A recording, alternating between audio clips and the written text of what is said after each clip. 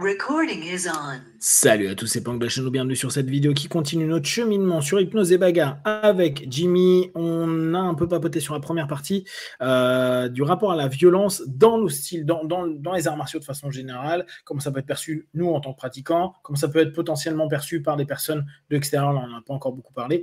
Et là, on est arrivé petit à petit sur cette notion, ou en tout cas, on a des points de vue et des perceptions de la violence assez différentes, et c'est d'autant plus intéressant parce que quand la société parle de violence, d'agression ou autre, certaines personnes ne peuvent parfois pas admettre qu'ils sont violents à ce moment-là, alors que pour d'autres personnes, la violence sera là. Donc la définition et la perception de la violence peut être quelque chose d'hyper complexe.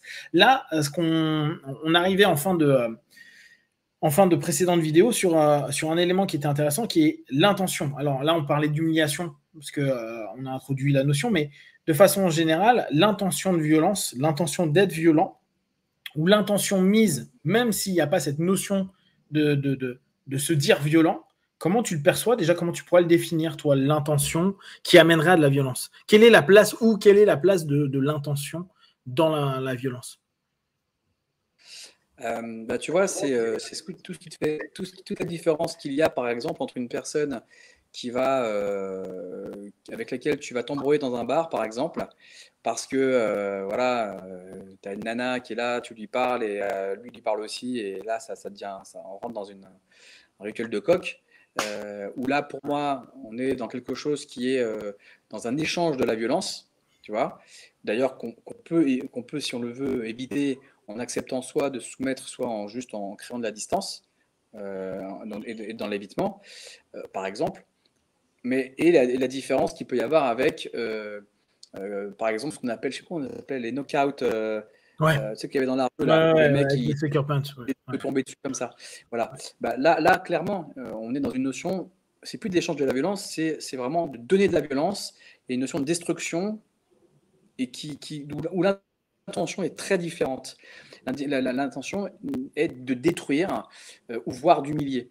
Et effectivement, là, on rentre dans une violence qu'on pourrait qualifier même de prédatrice, en fait, parce que voilà, je cherche une proie, et puis je lui tombe dessus sans même qu'elle sache ni comment ni pourquoi. Je l'ai sélectionné peut-être en avance. Et puis voilà, là pour moi, on est dans une violence brutale, dont l'intention est de détruire, dont l'intention est de l'ordre de la prédation. On n'est pas vraiment dans les rituels sociaux, quoi. Tout ce qui concerne pour moi les rituels sociaux, justement, comme les bagarres de bar dont je parlais juste avant, pour moi, c'est pas. Il va y avoir un échange de violence, mais l'intention, elle n'est pas forcément de détruire, même si ça peut basculer. Hein. C'est bien que la frontière entre les deux peut être mince, parce que tout peut basculer. Cependant, l'intention de base n'est pas la même. C'est-à-dire que ouais. Est-ce que sémantiquement parlant, on pourrait dire que d'un côté, il y a de l'agression, de l'agressivité, et de l'autre côté, il y a de la violence? Toi, parce que pour moi, dans un bar, tu as plus de l'agressivité que de la violence, vu que 90% du temps, on ne passe pas en on violence. N'oublie pas, quand on passe en on violence, c'est qu'on a accepté qu'à un moment ou à un autre, il y a cette opposition, et de l'agression-agressivité qu'on peut avoir pour montrer que tu as un petit bonhomme qui sait t'y prendre ou blabla, ça reste que des mots. Le moment où on rentre dans un élément factuel d'opposition, qu'importe avec quoi, est-ce que là, on rentre pas dans de la violence? Pour toi, hein. Bah, oui, je pourrais, moi, j'aurais pas cette terminologie-là, mais oui, effectivement, c'est vrai que quand on regarde en fait les bagarres de bar, par exemple, hein, c'est classique, où juste voilà, tu es en train de t'embrouiller avec quelqu'un dans un magasin parce qu'il est passé devant toi, etc. Effectivement, on est plus dans l'ordre de l'effusion d'émotions qui va générer de l'agressivité pour, je sais pas, en fait, trouver ou ne pas perdre ta place entre guillemets sociale par rapport à l'autre. Et effectivement, dans la violence pure dont tu parlerais, ou moi que je qualifiais de prédatrice, en fait, il y a pas d'effusion en fait, d'émotions, puisque c'est de la surprise. C'est de la surprise, donc souvent c'est silencieux. Donc oui, je ne sais pas si j'ai répondu à ta question, mais en tout cas, avec cette terminologie-là, je dirais effectivement, d'un côté il y a la violence, et de l'autre côté il y aurait de l'agressivité. Ouais. Justement, dans tout ce qui est de l'ordre des rituels sociaux. Donc là récemment, il y a eu pas mal de gars qui se sont fait planter et malheureusement qui sont morts. Les derniers que j'ai en tête, c'est des petits rugbyman là, qui étaient je ne sais plus dans quelle ville et qui se sont pris des coups de couteau par un mec. Les 3 sont morts. Le gars avait eu apparemment une embrouille avec un groupe en amont et il revient avec une arme pour tuer. Là, on est pour toi, l'intention rentre dans de la violence ou est-ce que c'est cette violence sauvage dont tu parles, c'est ça? Ouais, ouais. Oui, parce que en fait, bien sûr, après, il y a les profils des personnes, hein. C'est sûr que s'il y a, il y a des gens qui ont de la psychopathie, par Oui, exemple, bien sûr. en eux, ça peut, évidemment, ils sont pas dans le même rapport. Ça peut commencer dans un rapport rituel, mais si eux, ils sont désaxés, entre guillemets, ça bascule dans un rapport de violence, comme tu disais, ou dans un rapport de violence prédatrice, de prédation, qui en fait n'est pas forcément compris d'ailleurs par les autres, qui eux sont restés dans les rituels et qui donc ne peuvent pas finalement répondre correctement puisqu'ils ne sont pas dans les mêmes codes. Et c'est très compliqué parce que je sais pas, j'étais pas là, donc c'est facile de parler sur une question comme ça. Mais j'imagine que si par exemple il y a eu cette embrouille-là, et qu'ils avaient conscience que l'autre était dans ce rapport-là, ils auraient certainement agi autrement. Ils seraient peut-être partis, ils l'auraient peut-être même suivi, plutôt que d'attendre qu'ils reviennent, voire peut-être même il n'y aurait pas eu d'embrouille. Enfin, moi, ça me rappelle une histoire d'un journaliste, je ne me rappelle plus de son nom, et qui partait souvent un peu dans tous les pays du monde. Et à chaque fois qu'il allait aux États-Unis, il demandait à son staff de lui trouver en fait où s'entraînaient les convicted, quoi, les gens qui sortaient de prison, en gros, quoi. Et son staff comprenait pas, mais pourquoi tu vas absolument t'entraîner là-bas, tu vas te faire tuer, etc. Et en fait, effectivement, et chaque fois qu'il allait là-bas, il revenait, il était très bien, il était content. On me disait, mais comment tu fais, t'es fou. Il disait, mais non, c'est l'endroit justement dans lequel il ne va rien se passer. Parce que les gens, là, ils sont dans un rapport à la violence qui est une violence, entre guillemets, de mort, de prédation, c'est-à-dire qu'ils savent très bien que s'il y a quelque chose qui se passe, c'est à la mort. Donc, il ne se passe rien. Contrairement à une salle de gym classique où on va être dans des rapports de rituels sociaux, où on veut montrer les muscles, on veut montrer qu'on est plus fort que l'autre, où en fait, finalement, il peut y avoir plus facilement une bagarre sans forcément qu'il y ait une mort, mais on ne sait pas après ce qui peut arriver. Donc voilà. Et donc, ça me rappelle un peu cette histoire. La notion que tu mets en avant qui est intéressante, c'est cette notion de comprendre la violence. C'est-à-dire que la violence, elle est tellement désavouée où on a l'impression que si on montre plus de violence, on va pouvoir, peut-être, c'est ce que je disais sur la précédente vidéo, mais cette notion où il y a des moments, on rentre dans du rituel, ce rituel fait que tant que tu le subis, pour moi, c'est vraiment violent. À mesure que toi, tu donnes un répondant et que tu as une liberté, donc tu réponds à des codes sociaux, à plein d'éléments, t'apaises cette violence. Cette violence, souvent, ne devient, alors, si on reprend d'autres mots, cette agression, elle va s'apaiser, à moins qu'il y ait acte, mais cet acte, c'est une agression ritualisée, donc une violence ritualisée qui est acceptable parce qu'il y a eu tout le blabla avant. Par contre, même principe où le mec repart dans sa caisse, prend son couteau, son fusil, son truc, son machin, et revient et te tire 2 balles, là, on rentre dans un élément où c'est imprévisible. Et cette notion rentre pas du tout dans la transe dans laquelle on est, donc cette communication entre conscient et subconscient, qui est basée sur un ensemble de points de référence qui dit bon, bah, quand il y a des tensions, c'est assez rare qu'un mec sorte un flingue et te tire 2 balles dans la tête parce que tu es passé devant.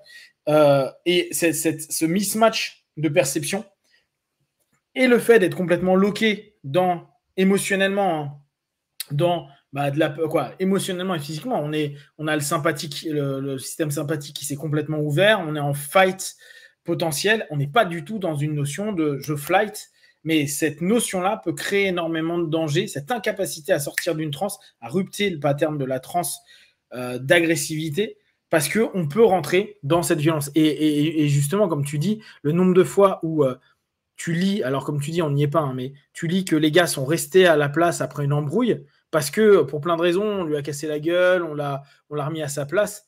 Sauf que embrouille sous-entend casse-toi. Parce que tu ne sais pas dans quel rituel, dans quelle transe la personne, en gros l'ensemble des suggestions qui ont été créées au travers de l'échange d'agression, où est-ce que ça peut amener et qu'est-ce que ça peut déclencher, quel trigger, quelle gâchette va être appuyée. Humiliation, peur, rappel de la petite enfance, devoir montrer à sa copine ou à ses potes que c'est un bonhomme, etc. Et là, on rentre dans quelque chose qui est complètement non ritualisé et qui peut aller entraîner blessure grave et malheureusement mort. T'es OK avec cette notion? Ah, mais complètement. Bah, on a eu cette discussion, tu te rappelles, quand tu avais les deux Jujutsuka là, qui s'embrouillaient sur Internet pendant des mois et des mois. Je sais plus comment ils s'appellent. Ils s'étaient battus Ouais, d'ailleurs. Gordon Ryan et oui, hop, le mec de chez Atos. Voilà. Donc tu vois, bah, ça c'est un exemple typique. Ça faisait des mois qu'ils étaient en train de se Galvan. chauffer. On sait très bien.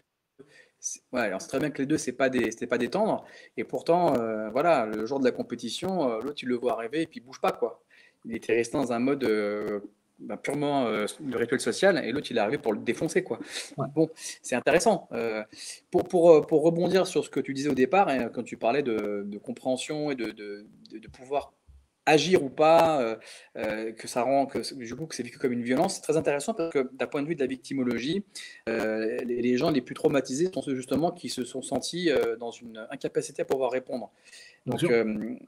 pouvoir faire face en fait à la situation, ce qui se comprend. Après, je ne parle pas d'actes terroristes, on n'a pas besoin d'aller jusque-là, mais par exemple, tu vois, c'est vrai que combien de fois on a entendu peut-être des potes se faire emmerder par, je sais pas, 5 ou 6 mecs qui étaient avec leur meuf, et puis finalement, ils repartent, ils font putain, je les aurais défoncés là quand ils m'ont parlé. Et en fait, c'est pas accepté quoi. Ils repartent avec ça, ils se sont sentis impuissants, et ils en reparlent des fois des années après, puis des fois, une embrouille de merde, ils défoncent le gars parce qu'en fait, ils étaient restés frustrés, quoi, tu vois. En surcompensation. Ouais, ouais. Et là, on rentrera justement, si on rentre dans la compréhension de ce qui se passe, des événements qui se passent, de la différence qu'on peut faire entre ce que toi tu appelais à la fois la violence et de l'autre côté l'agressivité. Alors peut-être à ce moment-là, on commence à décoder, on va dire, bah, un code social, de rituels sociaux, qui fait que, bah, vu que je vois qu'on est dans un échange de violence, ou du moins d'agressivité, pour en gros bah, savoir qui a la place de l'alpha dans l'embrouille, entre guillemets, bah, à ce moment-là, si moi je choisis de me soumettre et non pas subir la soumission, alors je peux repartir et être bien, parce que je l'ai choisi. Bien sûr. Moi, ça me Bien sûr. rappelle une embrouille que j'avais déjà racontée, je crois, dans un de mes podcasts, où, voilà, où j'étais avec une nana et puis j'avais deux gars qui me chauffaient et c'était compliqué parce que je voyais bien que bah, déjà j'avais la nana à côté de moi, les deux mecs ils étaient balèzes et je sentais un qui était vraiment dangereux. Et je t'avais raconté que en fait, je sortais que de toute façon, dans l'histoire, bah, soit il allait rien se passer, et tant mieux, soit on allait se battre et ça allait être compliqué, mais je l'avais accepté. Donc j'avais joué un petit peu avec avec l'alpha, hein, celui qui paraissait le plus dangereux. Et en fait, plusieurs fois, je lui ai mis la main sur le bras et il m'a dit enlève ton bras. À chaque fois, j'en enlevais délicatement et je le faisais 2-3 fois. Et ça a suffi en fait pour qu'il en ait marre, en fait, et en tout cas, qu'il en ait marre et qu'il, en fait, soit reconnu dans son statut de OK, je suis ton alpha et je me casse. Tu vois. Donc, en fait, j'avais accepté, finalement, je lui ai montré que je m'étais soumis, mais je l'avais choisi. Tu vois. Et Ouais. moi, ça m'a jamais traumatisé. J'imagine qu'il y a peut-être des gens qui auraient été traumatisés par ça, comme justement des potes qui se seraient dit putain, je suis vénère, j'aurais voulu les niquer. Moi, ça ne m'a rien fait du tout. Même si l'instant n'était pas forcément agréable, parce que tu sais jamais ce qui peut se passer, bah, le fait d'avoir initié en fait un contact avec la personne qui a un contact social en fait, hein, bah ça a permis finalement de peut-être de régler quelque chose qui aurait pu partir dans quelque chose que j'aurais pas pu contrôler en fait. Donc bon, après je dis ça, peut-être que ouais. Moi, en tout cas, ça me rappelle. Ouais. Ouais, cette notion, je trouve, de décision, elle est hyper importante. Est-ce que j'enclenche un conflit? Est-ce que je me soumets ou je m'extrais de ce conflit-là? Et c'est déjà quelque chose d'hyper important, avoir au moins une option. Je te dis, moi je suis assez d'accord avec cette notion. La pire des violences, c'est le moment où vraiment tu n'as plus aucune possibilité. Un mec arrive avec un couteau, tu n'as rien du tout, tu n'es pas prêt, tu prends 2 coups de couteau, c'est fini, on n'en parle plus. Tu vois. Pour moi, ça, c'est l'absolue violence. Ou, comme tu disais tout à l'heure, même si on prend ça de façon un peu différente, mais un acte terroriste, quand tu t'y attends pas, tu t'y attends pas. Là, il y a 2 jours sur Paris, il y a des gars qui sont un gamin de 16 ans et un autre gars qui a tiré sur des gars dans un resto. Tu es là en train de bouffer avec tes potes. Je trouve que ça, c'est l'absolue violence. T'as rien. T'as zéro. T'es pas dans un pattern de défense. T'es pas dans un pattern de rituel. T'es pas dans un pattern de truc. T'as un gars qui arrive, qui tire 2 balles ou qui te plante ou qui fait n'importe quoi ou même qui te met à gauche-droite hein, sans aller jusqu'à tuer la personne. Je trouve que c'est l'élément qui est très complexe parce que, en fait, t'as pas de choix. T'as aucune option. Dès que tu commences à avoir un rapport d'agression, d'agressivité, de rituel. Qu'est-ce que t'en as à foutre? Alors après, chacun son ego, hein, mais de dire ouais, t'es plus fort, t'as gagné, allez, gros bisous, et je m'en vais. Cette notion d'option, de se dire je peux aller à la guerre, je peux ne pas y aller, je peux fuir, je peux jouer, je peux tenter, mais à partir du moment où tu commences à avoir des options, en interne, je trouve ça moins violent. Même si, il va y avoir, comme tu dis, hein, le stress, la pression, quoi. En gros, le sympathique qui est en train de te dire on va crever, faut le buter, ou faut fuir, quoi. En gros, il y a un truc très, qui est horrible. Je pense que toute personne qui a eu une opposition, une altercation, l'a déjà vécu. Mais tu vois, cette notion-là, pour moi, elle est assez intéressante à prendre en compte, et ça nous permet de nous situer dans le processus d'agression, de violence, et pour définir nous-mêmes en interne ce qu'est l'agression et la violence, et créer nos cadres et nos limites par rapport à l'agression et la violence, et après nos options, réfléchir aux options. Carrément. Moi, ça me rappelle l'expérience d'Henri Labrie sur les rats, tu sais, alors je vais en parler de manière très, enfin, c'est pas tout à fait exact, je le raconte, mais c'est à peu près ça, où en fait, il met un rat dans une cage électrifiée, Ouais. et un peu à la Pavlov, il a un petit son qui l'indique que il va y avoir le champ électrique qui va arriver, et en fait, forcément, il se le prend. Et par contre, si la cage dans laquelle il est ouverte et qu'il peut fuir, on peut répéter l'expérience pendant 10 heures d'affilée, c'est ce qu'il expliquait. Le rat n'a aucune séquelle, ni physique ni psychologique. Et pourtant, ça dure 10 heures. Il a la possibilité de fuir. Par contre, si la pièce est fermée, là, par contre, il se prostre comme ça, et en fait, il devient hyper dépressif, il tombe malade très rapidement. Et pourtant, il ne reste pas forcément très longtemps. Et donc, du coup, ils avaient reproduit la même expérience avec 2 rats. Donc, s'il y a 2 rats, pareil, il y a une sortie, ils sortent. Par contre, si c'est fermé, les 2 rats se battent. Et là, on est dans, effectivement, l'option qu'ils ont pour pouvoir gérer ce qui est en train de se passer en interne. Et c'est l'opposition, parce qu'ils peuvent gérer tout le stress que ça génère. Exactement. C'est génial, je trouve. Mais ce qui est génial, si on reste sur ce cœur de la violence, tu sais jamais pourquoi il y a agression à un moment donné. Et le rapport compensatoire dont on parlait tout à l'heure est complètement là. Ça se trouve, Todd, il s'est fait péter la gueule Non, il n'a pas agi quand Sabrina avait un problème avec John, et du coup, il s'en veut depuis des semaines, des mois, et puis d'un coup, il voit un Jimmy dans la rue, il dit je vais lui péter sa gueule à lui pour jouer sur un rapport compensatoire à un moment donné, et se dire je suis un bonhomme, ou je reprends mon statut, ou en tout cas je me redonne le droit d'avoir mon statut. Et cette notion d'option, tiens, j'ai l'impression que maintenant je peux reprendre du pouvoir sur, elle est hyper importante, et elle permet ce rapport compensatoire. C'est pour ça qu'on ne sait pas trop. Les gens cherchent tout le temps des options, vu qu'en fait notre process est toujours de trouver des solutions, qu'on le veuille ou non, hein. D'ailleurs, il y a beaucoup d'éléments de dépression qui s'entament ou qui s'approfondissent au moment où les personnes te disent texto, il n'y a rien à faire. Je peux rien faire. Il n'y a pas de porte de sortie, que ce soit dans un contexte systémique familial, systémique de couple, systémique au boulot, systémique. Ils disent, mais en fait, je peux pas. Ils sont en double contrainte tout le temps. Genre, si je fais ça et je fais ça, mais il se passe ça, il se passe ça. Et en fait, pour eux, il n'y a rien. Et au fur et à mesure, on les voit dans la dépression, ou deeper, ou approfondir une dépression, où tu vois les gens se perdent à se dire il n'y a rien à faire, la vie c'est comme ça, c'est comme ça, et on n'arrive même plus sur une notion de binaire, on est dans la pensée unique de souvent qui malheureusement peut ramener à l'atrophie et complètement la mort, quoi, le suicide, etc.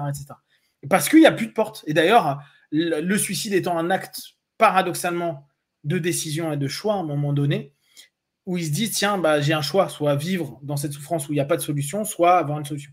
C'est un des contextes qui est hyper particulier et qui fait vraiment cogiter à ce niveau-là. D'ailleurs, c'est ce qui est intéressant.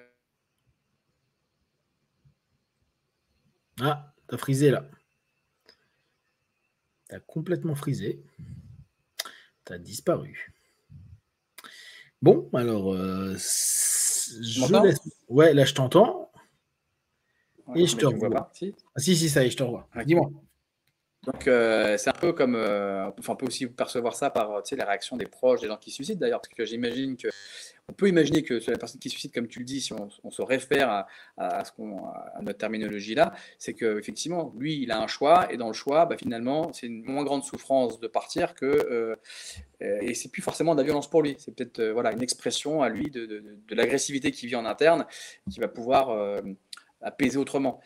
Par contre, pour l'entourage qui n'est pas préparé à ça, ça devient effectivement, ça peut devenir quelque chose de violent pour eux parce que en fait ils subissent quoi. Il y a pas de, tu sais, c'est un peu comme des fois les gens aussi qui sont malades et qui osent pas dire à leurs proches qu'ils le sont pour pas les blesser. Et en fait le jour où ils apprennent et que c'est trop tard en fait parce qu'ils savent qu'il va partir dans 3 mois alors qu'ils avaient peut-être 10 ans pour s'occuper de lui, ils se sentent impuissants et ça devient effectivement très violent pour eux. Bien sûr. Non, c'est intéressant parce qu'on peut décliner ça sur tellement de choses. Ouais. C'est bien. C'est pour ça que c'est intéressant. C'est vraiment dans ce cadre-là que je veux qu'on fasse nos échanges, c'est partir sur des concepts martiaux, des concepts qui sont communs à nos mondes, c'est-à-dire la violence, les peurs, les stress, les gestions de tels trucs, et se rendre compte en fait que on sait très bien, hein, les arts martiaux, c'est comme toute activité, hein, on a un microcosme, mais dans ce microcosme, on retrouve à peu près tout ce qu'il y a dans le macrocosme. Et si on apprend des choses, souvent, c'est un peu l'idée des arts martiaux de dire tu apprends un chemin, une réflexion, tu t'ouvres d'ailleurs du guerrier, de la personne qui est belliqueuse au fur et à mesure. En tout cas, nous, on a grandi avec ça dans les arts martiaux asiatiques, voire même chez nous, en Occident, on avait les maîtres d'armes qui étaient toujours des plus vieux, plus sages, plus apaisés. On l'a en Orient, bien sûr, avec les sensei, les sifu, avec leurs grosses barbes, etc. Mais je trouve que c'est vraiment ça, au bout du compte, c'est réussir à reprendre des notions qu'on vit au quotidien et qu'on ne verbalise pas forcément, parce que pour nous, c'est normal, tu vois, boxer ou s'ouvrir l'arcade ou se prendre un pet dans le nez ou avoir une conclusion au coude ou au dos, c'est pas tellement grave, entre guillemets, hein. Grave étant relatif. Mais tout ça, en fait, c'est des expressions et des sensations psycho-émotionnelles qui sont non verbalisées, mais qui peuvent derrière nous permettre de comprendre énormément de choses quand on verbalise et qu'on lui redonne un contexte dans lequel il peut s'exprimer et dans lequel on peut comprendre nos réactions, nos peurs, nos façons de fonctionner, nos façons de voir les choses. Pourquoi moi je vais rire sur certains aspects, sur la violence, alors que des gens sont hyper peur, et sur d'autres je dis non mais là c'est violent, alors que les gens vont dire mais non là c'est pas violent. Justement parce que tout ça on l'a peut-être vécu particulièrement fortement physiquement, avec tout ce que ça impacte aussi émotionnellement, et ça nous ramène sur des états récessifs, régressifs, etc. Ça, je trouve que c'est vraiment un des points forts des arts martiaux quand on a envie de faire ça. Après, c'est pas du tout une obligation, hein. Et ce côté psycho-philo, vraiment ces deux mondes, psycho-philo, qui sont de toute façon toujours liés, est vraiment quelque chose qui nous permet d'aller plus loin que je mets un gauche-droit dans le truc ou j'étrangle un gars. On s'en fout, quoi. On s'en fout. On s'amuse bien, mais on s'en fout quand même, tu vois. Carrément. Ouais. En tout cas, ça nous reconnecte parce qu'on est quand même. Tu avais écrit un bouquin sur ça, je me rappelle aussi, sur Je suis violent. Mais c'est vrai qu'en fait, on est orienté vers la non-violence pour tout, quoi. C'est très connoté négativement aujourd'hui. Tu n'as pas le droit d'exprimer la violence, que ce soit par des mots, que ce soit par des gestes. Donc c'est très compliqué. Alors heureusement qu'on a des stades de foot, et heureusement, entre guillemets, et heureusement qu'on a le rugby, et heureusement qu'on a les sports de combat, parce que c'est ce qui permet à certaines personnes de pouvoir se reconnecter. Et d'ailleurs, j'étais plutôt d'accord avec cette idée-là quand tu l'as nommée dans ton bouquin, et qui est vrai, parce qu'on peut le percevoir. C'est que finalement, les gens qui sont dans des sports dans lesquels ils peuvent exprimer leur violence sont souvent moins violents, du coup, puisqu'il y a eu une expression, que les gens qui, en fait, n'ont pas eu cette chance ou ce cadre dans lequel ils pouvaient l'exprimer.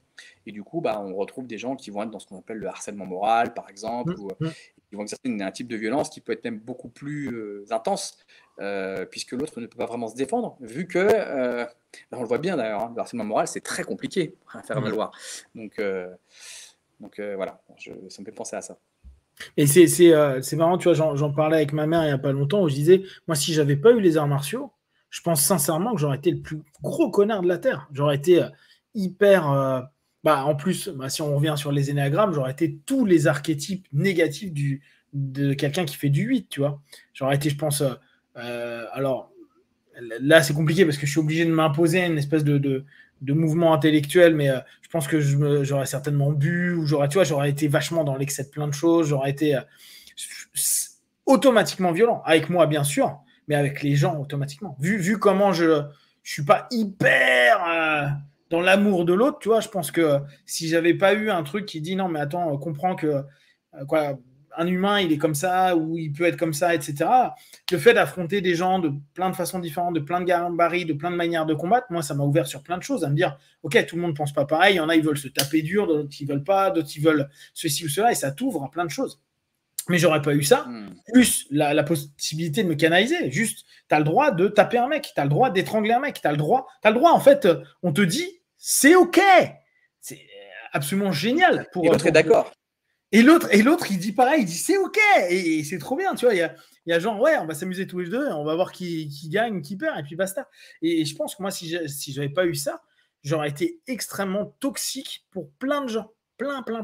Je pense pour mes proches et pour tout le monde. Parce que j'aurais, en plus étant hyper obtus sur plein de choses, j'aurais été mais insupportable. Et je pense que tu vois, j'aurais harcelé certainement des gens. J'aurais fait du mal à beaucoup de gens, tu vois.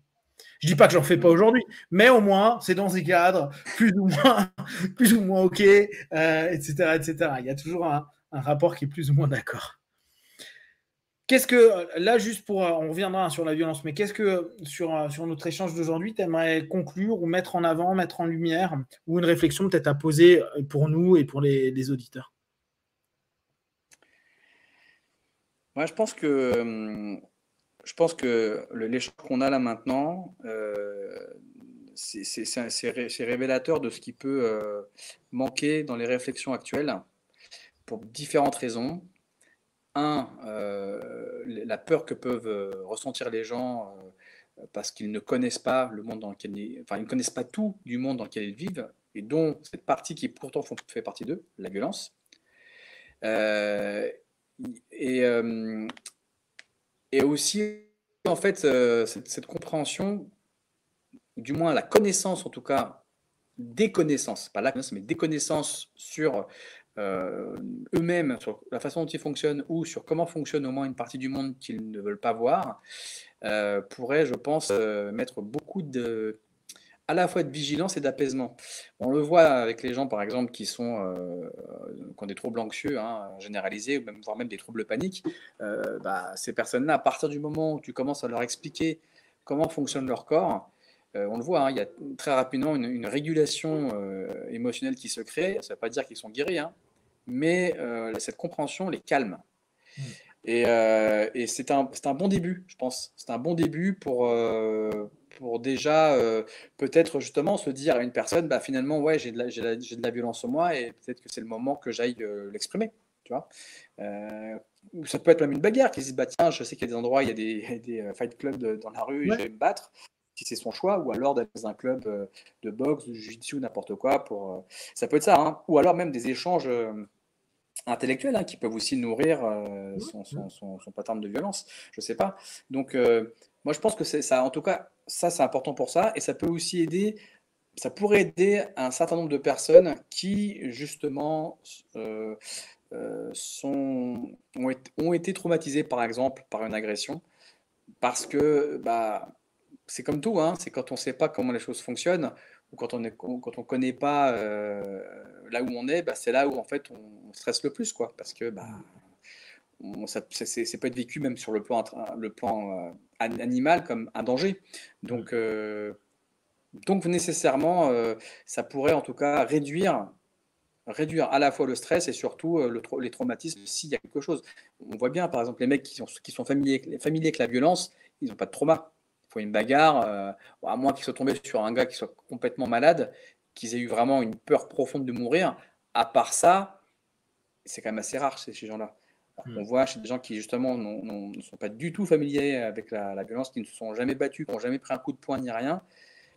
On voit bien le stress dans lequel ça les met, l'agressivité dans laquelle certains peuvent être dans une situation qui en fait n'est pas grave, et d'autres tout l'inverse, ils vont être complètement inhibés et puis stressés, Alors que, bon, bah, finalement, c'est pas grand-chose, quoi. Là, je parle de ça, mais on pourrait très bien parler aussi des bagarres entre rugbymen. C'est vraiment la bagarre voilà, d'hommes qui se jaugent entre eux et puis après ils vont boire une bonne bière, quoi. Donc, Tu sais que là, ça me fait penser. T'as vu la dernière vidéo de Greg, MMA? Il était avec un gars du Silat. Ça te parle ou pas? je l'ai pas vu, mais je vois à quel tu fais référence quand tu dis que c'est Donc, l'homme le plus dangereux du ouais, exactement. Et en monde. fait, j'ai trouvé intéressant parce que le gars, je crois qu'il était force spéciale ou un truc comme ça, quoi. Tu vois, il était à l'armée. Tu sens que malheureusement, il a fait son boulot de militaire, hein, donc il y a des vies qui ont dû certainement passer. Tu sens que le mec, il est ultra apaisé dans la violence. Toi, dans plein d'aspects, tu sens que le gars, il n'est pas du tout, comme tu disais, il n'est pas dans cette espèce de croyance de la violence, il apprend comme tel, parce qu'il l'a vécu, parce qu'il a dû le voir de plein de façons différentes. Et dès lors, tu sens que le mec, il est apaisé. Tu sens qu'il il est solide, compliqué à combattre, que le mec est potentiellement super dangereux. Mais il y a une espèce de zénitude. Alors, on pourrait se dire, oui, mais c'est parce qu'il a eu plein de combats, il s'en est sorti. Mais moi, je pense que c'est parce qu'en fait, il y a plus cette espèce de fantasme de la violence ou nos propres névroses par rapport à la violence. Hein. Tu parlais de violence, d'agression, mais ça peut être aussi des systèmes éducatifs, ça peut être des oppressions différentes que les personnes ont pu vivre.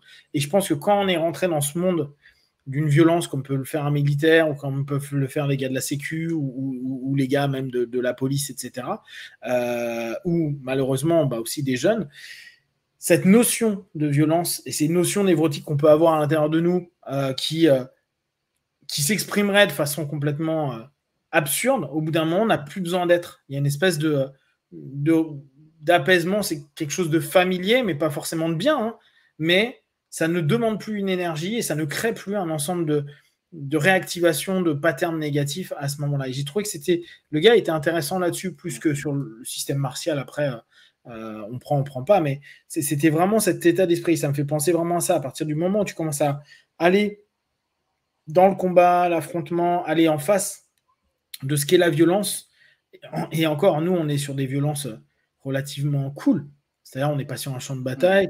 Au pire, on a eu des bagarres dans la rue, etc., etc. Mais aujourd'hui, moi, j'ai pas vu de mort, tu vois. J'ai pas vu un mort dans une baston. Je l'ai pas vu.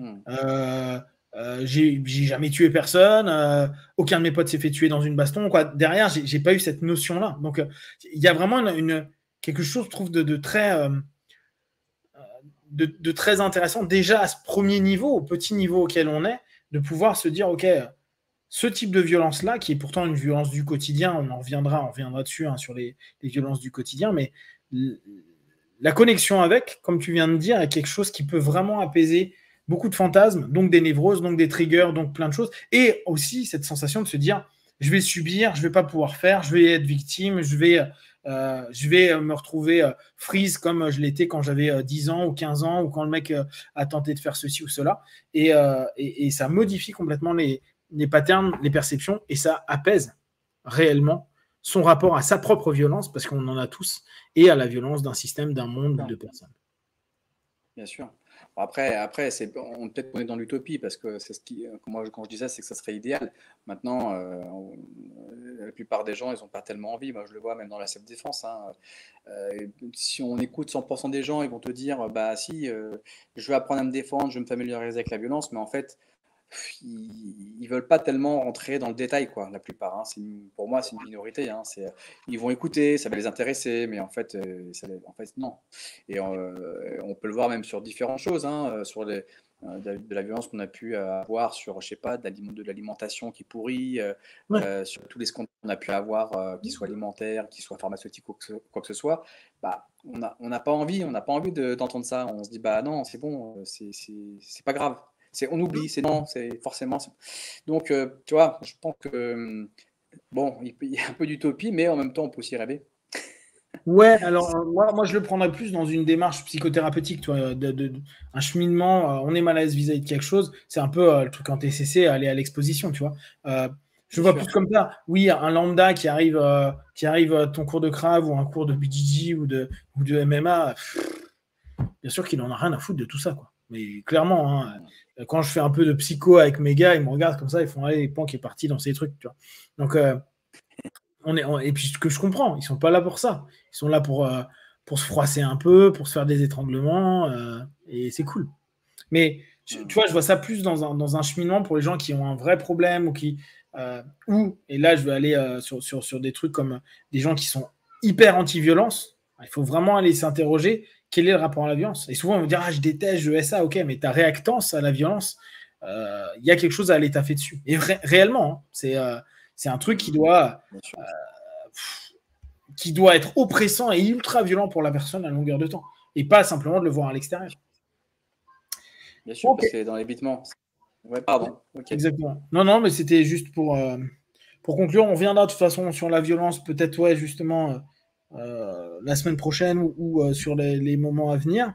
Si vous avez des questions et des remarques, s'il y a des thèmes que vous voulez qu'on aborde avec Jim, donc vous avez vu, on tente de revenir sur des notions psycho, hypno, etc. N'hésitez pas à poser vos questions, à donner aussi vos avis par rapport à ça. On ne dit pas du tout qu'on a raison. Là, c'est nos perspectives à nous, de pratiquants, d'êtres humains qui ont vécu des différentes choses et d'hypno, de psy, etc. N'hésitez pas du tout à faire aussi vos retours. Comme d'hab, n'hésitez pas à aller sur le site de Jimmy si vous voulez prendre des consultes avec, ou il fait aussi des cours de Crave, hein, donc n'hésitez pas à le contacter si vous voulez faire des cours avec lui. Et comme d'habitude, de tout ce qu'on propose, ne prenez que ce qui est bon et juste pour vous. Testez, observez, analysez, concluez. Be one. Ciao, ciao.